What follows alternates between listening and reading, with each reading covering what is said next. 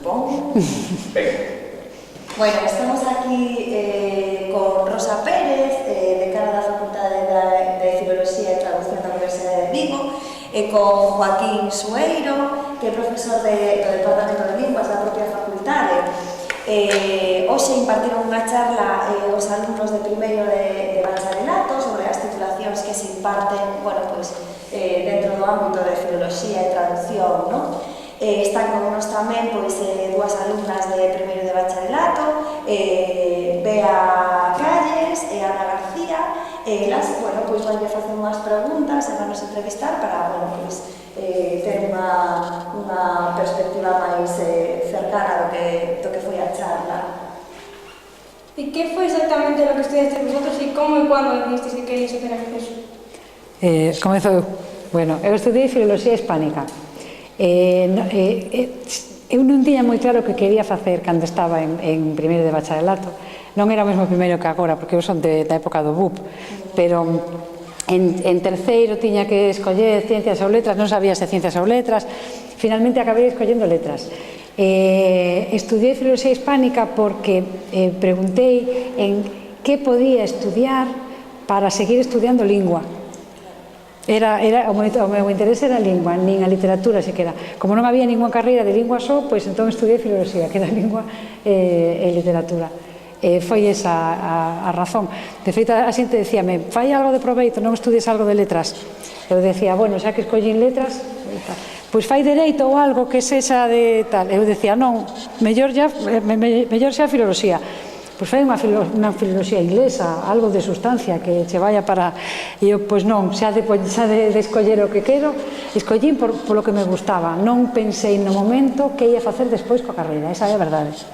E que recomendarías? Porque o que estás plantexando é moi común, non? É dicir, estudiar filoloxía, non? Pensar un pouco nas saídas e tal. Agora, xa pasados uns anos, que lle dirías aos alumnos o mellor que poden pensar eso, ou incluso familias, non?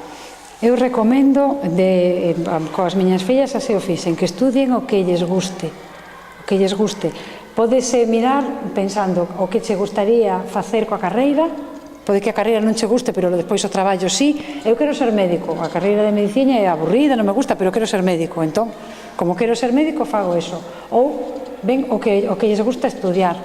Eu na miña familia non tive impresión para facer outro tipo de carreira, era máis xente de arredor, pero creo de verdade que isto de a visión moi práctica de estudiar unha carreira que tiña moitas saídas é relativo, realmente. Quero dicir, nós somos unhas das probas de que se pode vivir da gramática española, vamos dicir, de un modo un pouco así de dicirlo, pero é a verdade. Nos meus tempos tamén se dicía que non había saídas, que había que facer algo de ciencias, que había que facer algo práctico, que filoloxía non valía para nada. Bueno, creo que se un ten... Tamén hai outra cousa, o que che gusta, cóllelo de outra maneira. Por exemplo, estes estudantes brillantes que teñen un expediente altísimo, din, bueno, que vas facer? Medicina, porque podo. Non, cando tes un expediente brillante, podes facer exactamente o que che dé a gana. Porque vas ser o mellor... Vas poder escoller, vas ter saída sempre. Para min o máis importante é iso. Eu non tiraría tanto polo sentido práctico das cousas como polo gusto, o que vos guste, porque de verdade que disfrutas facendo o que faz, disfrutas estudiando a carreira. Para min foi así.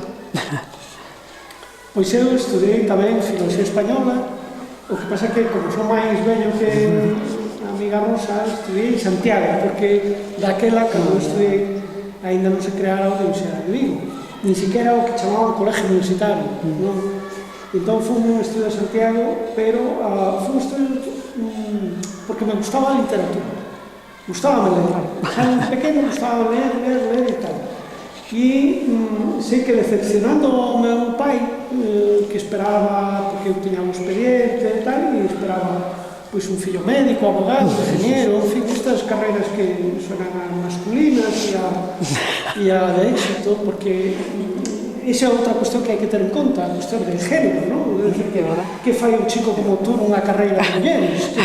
Eu nego as carreiras de mulleres e carreiras de homens, un estereotipo con que hai que combatir. Vos, como mulleres, podedes estudiar ingeniería e eu, como home, podo estudiar filoloxía ou educación infantil. Quero dicir, a educación primaria e infantil non é un terreno acotado ás mulleres. Eu estudei porque me gustaba ler. Cheguei á facultade e descubrín a lingua. Descubrín o estudio da lingua. Descubrín o estudo sistemático, concienzudo, ou a metodoloxía de traballo da análise do pensamento a través do estudo da lingua.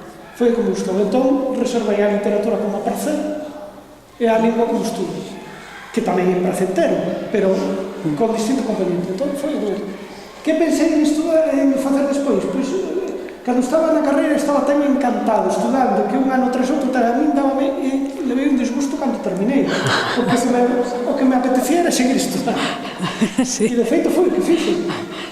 Quedei uns anos nun departamento universitario. Bueno, ser profesor é un pouco iso. Marchar e fui profesor de ensino secundario moitos anos, aprobei as profesores de ensino secundario e é unha experiencia para min maravillosa, inolvidable. Descubrí despois de que o estudo da lingua e o estudo da literatura, despois descubrí a profesión de docente. Porque eso, ainda que che falen dela, non a vives hasta que te enfrentas a ela. E eu estuve en institutos durante 16 anos e disfrutei moito do tal. E cando se creou a Universidade de Vigo, dixen, bueno, a ver, si outra etapa na miña vida e con outro tal, entón continuo aí. Pero xa foi a inclinación. Que me aconsello eu tal, o que di, Rosa, guíate polos teus gustos, polas tuas orientacións, de que sirve? Iso que digo aos meus alumnos, vamos ver, un dentista pode que gañe moito dinheiro, non? A mellor gana moito dinheiro, un profesional, con todos os meus respetos para o meu dentista, por Dios, que eu teño unha dentista maravillosa, pero seguro que gana moito dinheiro, pero eu non soportaría ese traballo para mí. Eso de estar arreglando bocas, que é dignísimo, e estar vendo as calles da población 8 horas ao día, a mí me aburriría, ainda que despois tivera un coche moi grande nas portas da casa e que tivera un yate esperando. Non o cambio. Eu estar con vos, estar cos meus alumnos, estar enredado en cuestións de estudos de gramáticas do século XVII, que é o que fago, e historia das ideas lingüísticas, me gusta, ainda que non teño un coche de 14 anos, pero non me importa, estou encantado, é dicir, tendo as necesidades básicas cobertas que nos las dá o noso traballo, que é o que hai que buscar, o resto, e o que te guste, o que vos guste, o que sentades. E hoxe ademais tedes a sorte de que incluso podedes probar. Eu, por exemplo, para non decepcionar ao meu pai, perdonade o tema así persoal, e despois xa traballando estudei Dereito, pero para compensalo a él un pouco. Esa decepción de fillo que se dedica ás letras non nos levara a tumba, non? E entón estudei Dereito, pero non exercei, non me gusta. Foi interesante, sí, coñecer cosas, pero non me gustaba. Y una vez que accediste a la universidad, ¿os diste cuenta de que habéis hecho una buena elección o os decepcionaste? Sí, yo no me decepcioné, me gustó mucho. En cuanto empecé, me pareció que era donde tenía que estar, estudiando la filología hispánica. Hombre, siempre te pode pasar que atopes materias que non te gustan, profesores que son pesados e que non teñen interese polo seu traballo. De iso hai en todas partes. En primeiro, así de entrada, pum, primeiro día, primer profesor, xa me levei un susto, pero non pasa nada. Gustábame moito o que estaba facendo, non duvidei, nese momento non duvidei, a verdade é que pensei que escollera ben. Nunca tes todo o que querías ter, e sempre tes algunha cousa que non querías, porque dis, para que quería eu estudiar filosofía, porque daquela tiñamos filosofía en segundo, historia de España en primeiro, e dicía, para que quero facer historia? Non me gusta a historia, pero bueno, despois todas as demais materias non levei ninguna excepción. Tamén é verdade que a universidade, eu estudei 3 anos primeiro no que era colexio universitario, despois marchei para Santiago porque non había máis, pero era profesorado, había profesorado, mesmo diría que extravagante, pero xente nova, con moito interese, con moito impulso por ensinar, era un sitio novo, entón eso tamén ten unha parte moi positiva. Tamén hai que dicir que éramos 100 e pico en primeiro, en filoloxía hispánica, 100 e pico estudantes, e outros tantos en Coruña e outros tantos en Santiago. Cando chegábamos a cuarto éramos 300 ou así. Pensado coa perspectiva de agora, que custa atopar 50 persoas que queran estudiar filosofía, a verdade é que é curioso, pero había moitísima xente nas aulas. A universidade non se parecía nada á vida escolar. Agora pode que se pareza máis, pode ser, que non sexa tan diferente, que non tedes un salto vacío cando cheguedes á facultade. Pero claro, nos chegábamos e eran unhas aulas inmensas, 100 persoas ali, o profesor falaba, nos calábamos, era outro mundo, era un mundo moi distinto, pero non decepcionante, non? Sí, a mí tamén me pasou igual. Eu non me decepcionou no colegio, nos institutos, cando estábamos nunha edad famosa, é posible que os docentes teñan un peso moi forte e eles moitas veces o saben e que vos fagan odiar ou amar unha disciplina. Cantos de nós non escollemos literatura porque o profesor de literatura non me encanto, abriu os ollos a profesora de literatura abriu os ollos á literatura, ou fíjate, fulano tal me fixo odiar a física e non entendo o que é un átomo, non? Algo así non me interesa porque realmente tal. Pero cando despois tes claro e te introduces nun estudo xa especializado como é universitario, tes que estar un pouco por encima dese tipo de cuestións. Porque a ti o que te gusta é coñecer o corpo humano, saber de leis, chegar a ser capaz de levantar un edificio ou entender unha estructura sintáctica dun discurso complexo, non? Entón, aí, digamos que este é o que tiras de ti mesmo. E a mí me encantaba iso. É verdade que había profesores extravagantes, pero a mí aquilo non me molestaba. Que decir, bueno, vale, mira, tú que tal, mira que visión tan, eu que sei, rara ten desta materia, tan conservadora, non? Que había algúns que me contaban unhas cousas tremendas da literatura, unha concepción moi machista que se consideraríamos inaceptable ou moi conservadora no político, tal. Ou, en fin, pero estás un pouco por encima, porque tiras ti. E logo outra cosa que gostei moito na vida universitaria foi o contacto con amigos e amigas de outras facultades. Eu, primeiro, fui, como todos supoño, moitos anos, a unha residencia ao primeiro ano, digamos que é unha especie de destete, non? Onde nos poñen os nosos pais, nos deixan de tal cual para que non perdernos, e inmediatamente faz un piso, a mí teño amigos que estudaron ingeniería, que estudaron psicología, que estudaron matemáticas, e dereito, tal, e entón, as tertulias que facíamos, as charlas, a ver ti que estudas, ti que tal, que falan na tua presencia, gustou moito, porque a universidade é eso, universidade. O coñecemento universal e tal. E entón a percepción que les tiñan de problemas sociais ou políticos ou de visión do mundo ou mesmo de gustos, de cine, de non sei que, o contacto con amigos e amigas de outras facultades gustoume moito. Entón unha etapa maravillosa, unha etapa estupenda, que aquel que poda vivila eu recomendo perfectamente porque creces moito. E creces moito personalmente, intelectualmente, humanamente, o sea que iso por non tanto de arrepentimento nada. Que había un profesor tal, bueno, e que había unha asignatura pesada que non me gustaba, eu recordo de ontología, que non me gustaba, de ontología, te obligaban a memorizar os rasgos fonéticos, morfosintácticos, léxicos, do andaluz, de memoria, de los rasgos, unha disciplina memorística, que non se imparte así. Pero que aquela docente que tiñamos e aquel tal, a mí se me... Iso é unha pequena pedriña no camiño que te estimula. E dices, bueno, isto me vai parar a mí, que va. Iso é o espírito que hai que abordar, non? Estar un pouco por encima de tal si tes claro o que te gusta. Que salidas profesionales podrían tener estas carreras así relacionadas con las lenguas e con su estudio? Pois un pouco as que falamos antes. A parte de profesor, que así... Hai que decir algo tamén, que nos facemos moitos esforzos ás veces por demostrar que as nosas carreiras valen para máis que para ser profesor. Pero o certo é que ser profesor non é pouca cousa, quero dicir, que a xente di, pero iso só vale para ser profesor. Inda que fose certo, non era mala cousa. A ver, eu, por exemplo, non estudiei para ser profesora, eu estudiei porque me gustaba a carreira. E pensaba, cando estaba xa rematando, pensaba, ese non me gusta ser profesora. Como será ser profesora? A primeira vez que fun a dar unha clase, saíndo ali, pensei que sorte tive. Porque me encantou, dixen, bueno, Genial, gústame esa profesora. Se non me gustase, seguramente buscaría a vida de outra maneira, iría máis. A min, por exemplo, interésame moito asesoría lingüística, corrección de textos nas editoriais.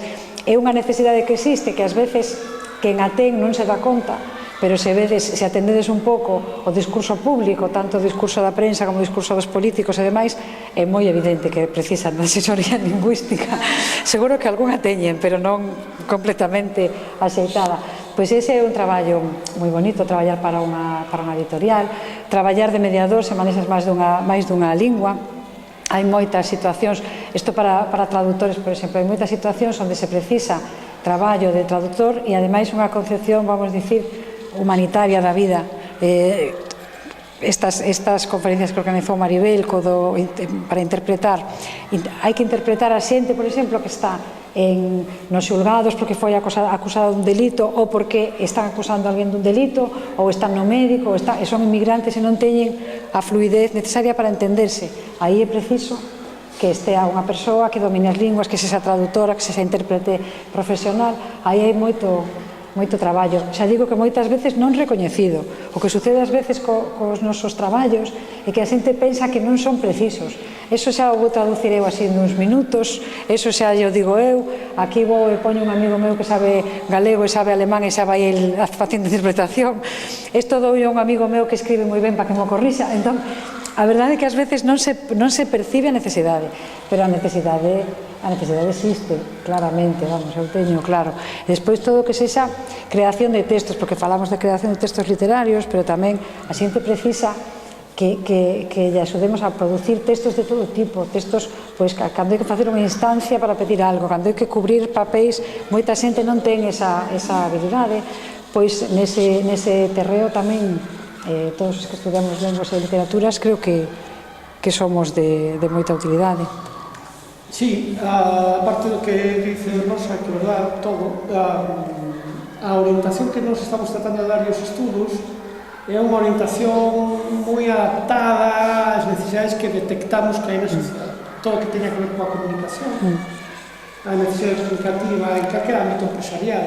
Ahora está unha colega traballando con ingenieros e axudando a redactar os seus informes e tal, e algunos están a facer prácticas redactando informes de ingeniería porque teñen unha formación escasa ou básica a hora de facer redaccións. O mesmo pasa en gabinetes jurídicos, en gabinetes de comunicación de empresas, etc. Eu teño un antigo alumno que está a dirixir a parte comercial dunha multinacional farmacéutica. E ten o seu cargo, empezou como axente de ventas, non sei que, porque comunicaba ben, falaba ben, sabía idiomas, non sei que, e ele hoxe está de director da parte de ventas dunha multinacional. A empresa vai buscar un perfil de profesional que se lle acople moi ben as súas necesidades, ainda que ao mellor a titulación de entrada non é un marketing, nin é un ADE, nin é un economista, sino que é un formador en teoría da comunicación con habilidades comunicativas. E entón, eso serviulles e ele, profesor.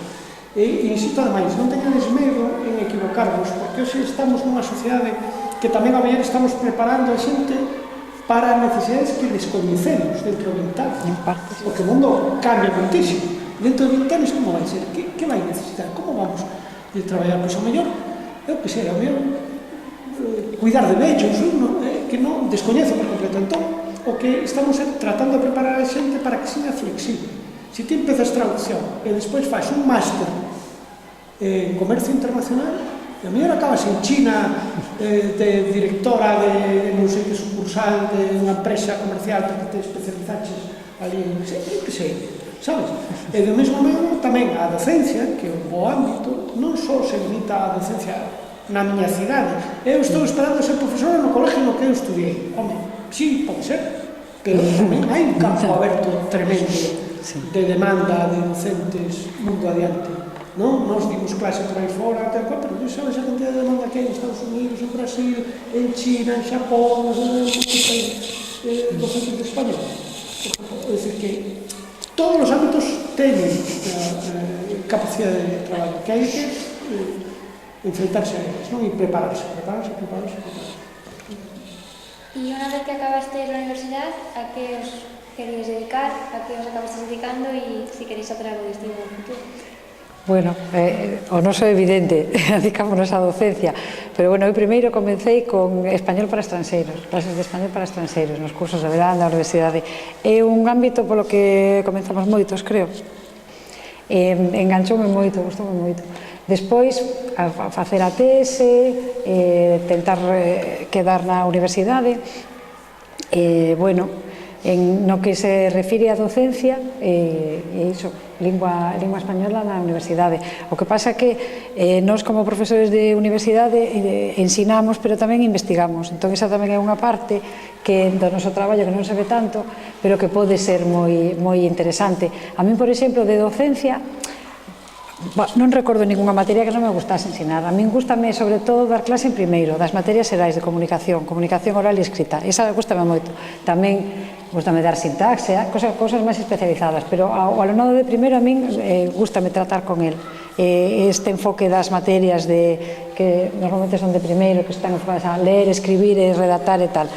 Pero, por exemplo, en investigación eu comecei, ese é un mundo moi variado e moi grande, é inabarcable. Entón, eu comecei traballando en historia da lingua, gramática histórica. Despois pasei da gramática histórica a sintaxe.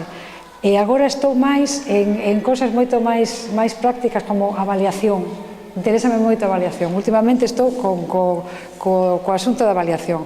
Como avaliar? Que é avaliar? Avaliación continua. Que é avaliación continua? Que non é? Como conseguir que o alumnado adquira as competencias? Que estamos avaliando? Competencias son coñecementos. Como facemos? Ese mundo interésame moito. É unha das ramas. Pero vos quero dicir que o traballo noso, aínda que estemos ensinando sempre unhas mesmas materias, o traballo é moi variado, porque sempre temos que estar, pois vamos a congresos a ver que se está falando de tal cousa ou de tal outra. Tamén facemos cursos de formación sobre avaliación, sobre o uso das plataformas de teledocencia, por exemplo, que agora pois temos que usalas, e hai uns anos nos íbamos a clase coa tiza e a pizarra, e xa está. E agora levamos presentacións en PowerPoint, mandamos previamente a plataforma de teledocencia os documentos, xa quen queda a clase no grao ao alumnado grava pequenas clases de 7 minutos para os que non poden ir a clase. Facemos moita, a verdade é que é variado, é o mesmo e non é o mesmo, constantemente. Eu xa vos contei antes, acabei, seguindo estudando, tuve que opositar a profesor de secundaria, estuve moitos anos dando clase de secundaria, estudiei Dereito por si acaso, meus pais levaban desgusto, e creo que me agradeceu, pero bueno, tampouco... Non, fixo, non sei. E despois, cando se crea a Universidade de Vigo, sentí curiosidade por... Eu xa tiña uns anos, claro, xa tiña fillos pequenos, e de repente plantexo me digo, bueno, a ver, que pasa se volvo a estudar outra vez? Non tiña tese, tuve que volver a facer a tese de maior, porque de novo non pudera, tuve que volver a estudar, gustoume moito, porque a vinculación entre o que estudas e o que podes verter na clase tamén é moi bonito, non? Porque en secundaria, digamos que o que tese que formar os alumnos e formalos para ser cidadáns, independentemente de que despois queran ou non ser universitarios ou vayan a calquera destino, non? Nas súas vidas. En cambio, na universidade é unha cuestión máis específica. De repente empezou a interesar cosas como raras, así como a historia das ideas lingüísticas, as gramáticas do século XVII, acabo de buscar 3, situacións coloniais, en fin, ese tipo de cuestións tal. E a min, contrario ao do Rosa, a min gustame o alumnado de cursos superiores que xa teñen esos intereses máis marcados, e de repente les conto as miñas batallas, tamén se hai que dar clases primeiro, non, encantado, este ano din en primeiro de Ciencias da Linguaxe, pero gustan os cursos superiores. E despois tamén teño un componente, non sei de onde virá, de viaxeiro, non? Entón estou constantemente saindo fora, viaxando, indo a outras universidades, a outros países. Temos un proxecto de colaboración suspendido de cooperación cun país africano, en que chegamos ali a Mozambique a tratar de poñer en marcha másteres de ensinanza de segundas linguas. ese tipo de cuestións que te permite a universidade, non? Que tamén ali onde ves que podes axudar ou podes colaborar, tamén podes exercer ese tipo de tarea, non? E, bueno, e neses andamos. E se me vas a preguntar que quero ser de maior, pois, xa remato e así deixo de falar, que quero ser de maior? Aprender de vos. Aprender de paces, de tal, estou desexando xa matricularme nos cursos maiores de 55, que xa podo. E que me deades clase os novos e que me enseñen cousas, aí eso non se acaba nunca, non? Entón, encantado. Estive sentado no pupitre moitos anos, pasei encerrado outros moitos, agora non me importa nada volver ao pupitre outra vez e que a outro desde o cerado me siga contando cousas.